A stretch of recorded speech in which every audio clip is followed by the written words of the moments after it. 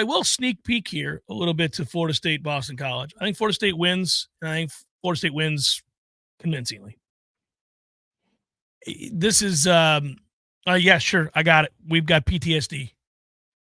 We got PTSD for two reasons. We just saw Georgia Tech do what they did to us, especially what happened to our defense. And then secondly, Castellanos last year doing what he did to our defense with half the team dealing with the flu after we got out to a huge lead. Not the same set of circumstances. I think Florida State will show up. I think they'll play angry. I think they'll be very physical. And I think they'll execute better. And I think they'll win the game fairly comfortably. It wouldn't shock me if the start was uneven, because usually when you're trying to respond to something, there's an overcorrection and you almost get out of your lane because you're so amped up to, right the wrong, that maybe you take a wrong gap, or which we've seen plenty of, or maybe you miss a throw or whatever. Like I could see now, maybe they start fine, but I would tend to agree with you that you look at it the other way. If they don't play inspired on Monday night, that would be a stunning development. That would be an absolutely stunning development. I think it's a given that they're going to come out there. And if they do that, then yes, the score should take care of itself. If for some reason they don't play with any sort of fire or, toughness, then we've got a much bigger issue that we'll have to delve into and try to get to the bottom of. There'd be no ignoring that. You can't have this. Football is too tough to play. It's just too tough. You got to want to be here. You got to want to play hard for the guy next to you. You got to do your assignment. You got to want to be physical. It's not a game that you can play passively, either emotionally or physically. You have to be all in. Football's an all-in game. It requires so much sacrifice and so much toughness, mentally and physically. So if you don't see it, then there's something bigger at play here, and I don't even want to think about that. There's no reason to project that that's going to happen.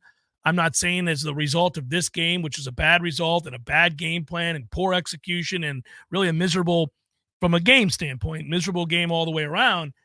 But I don't know that that reflects on this program in any way. We just had 13 data points to decide what this program is or is becoming and what we think it can be and what Mike has built to allow this one to offset all of that. And again, I get what happened in the Georgia game, and people want somehow to connect the dots there. I don't think that they're related in any way, shape, or form at all. I don't think there's any connection whatsoever. Now, I think they did a poor job of getting this team ready to play on Saturday. They had a poor game plan, and they got out-coached, and they lost the football game. That's all I think that is. That's a singular result, and let's see now. If on Monday we're watching something similar, Florida State might win this game. It could still be terrible, and then we would have a much different conversation. So I don't see it really playing out. It's a conversation we had in the press box during a TV timeout, one of the many down the stretch in the fourth quarter, is that, look, if you do win this football game, it doesn't fix everything. No, we were still going to rip them. You watched the 60-minute performance. Yeah, you saw what happened. They could have gotten a stop on 3rd and forever. Kid trips.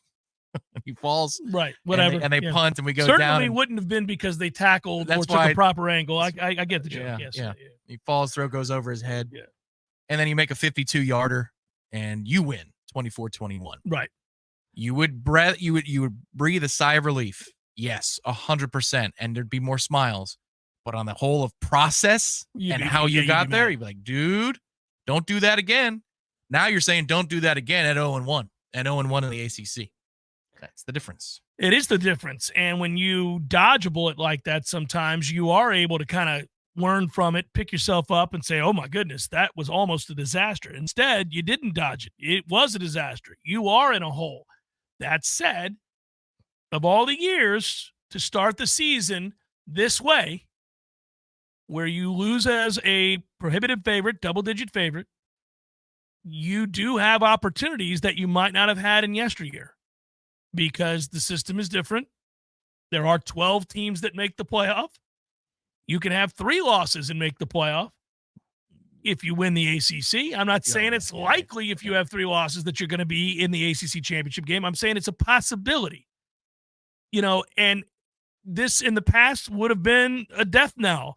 Florida State fans know the history of which I speak, where at the end of the year, they were the best team in the country. But because they tripped up against Miami, or God forbid, Southern Miss and Clemson one year, we know that by the time they righted the ship, unfortunately, it was close, but they were never able to get back in. That's not true now. That 10-2 team that was playing better than everybody else that year, I'm speaking specifically of the one that lost to Southern Miss and Clemson, would have won the playoff, would have been the team to beat in the playoff. But there was no playoff, and they didn't get in. They weren't afforded that chance because they stumbled out the gates.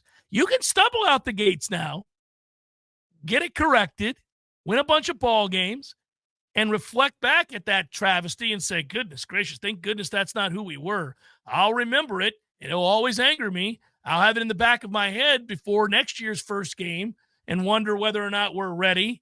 But it wasn't indicative. It's not a referendum of the program or the coach or the team. It's just a bad game in unique sets of circumstances in Ireland against a team that was veteran-laden, who had an identity, was fired up to play it, knew who they were, stuck to it, and executed better and coached better.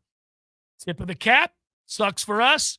Let's move on. Now, you can't know how they're going to be Monday, but we certainly speculate. All sports fans do. That's what you do. You try to take the context clues and the evidence and say, all right, those weren't good from Saturday, but I have a host of other context clues and information that I've gathered over the course of the last couple of years. Some involve these players, all of which involve these coaches, that tell me I'm going to see a different team on Monday. And I'm going to lean into that because the evidence, or the data points, if you will, are pretty overwhelming that that's what they're going to be. If they're not, we'll have to reconvene, which we will on that Tuesday, Wednesday, Thursday, Friday of next week, and have a very different discussion. You think, and this is part of the speculation, and I saw a question in the chat, have we seen practice? No, we're not allowed into practice until Tuesday, Wednesday of game weeks. Today is considered and a Monday considered of game a week. Monday, so we have not seen what's going on. Yeah. I want to see it for a variety of reasons, but yes. Offensive skill position player rotation. You think that this is part of the lesson that they're going to apply? Like, we can all talk about that, and I can, thump my chest that was a concern, and it played out, and it felt like we weren't in a rhythm. And to a degree, it sounds like Mike Norvell is pissed off that they did what they did, but how do they apply it? Like, let's just say that we run 70 plays and the game is in the balance for 60 of them, or it's close enough for 60 of them. Think we're rotating 4 or 5 running backs? You think Keziah Holmes gets a drive? You think that Cam Davis gets a drive? You think that Jalen? No, or are they going to start to, this distribution of snaps is going to start to get consolidated? I think it'll get consolidated for a lot of reasons. Not a great first game for Cam Davis, by the way. That's a tough. I couldn't believe it. Tough beginning. Ask him to lead block on a sweep. You're going to ask him to. I mean, he's open. You do have to catch the ball. You do have to catch the ball. It's not a great throw, but you got to catch the ball. I mean, it's right here. It's just slow. Yeah. I mean, assignment of blame for the misplay is like 80-20. That 20, though, we could throw the ball a little better. You could throw the ball a little better there, but catch the ball and turn around and use your massive legs to truck people. Yeah. But you got to catch it first. If it's on time, you might gain 20. The way you threw it, you might gain 10. Let's take the 10. I'll take it. Catch it. Better than 0. Catch it. Yeah, man. There were process. We can get into a lot of this. Do we? I'm not going to do it. I'm not going to do it because I'm not going to be guilty of the thing that I'm trying to discourage, which is to presume that from this game, we're going to get much the same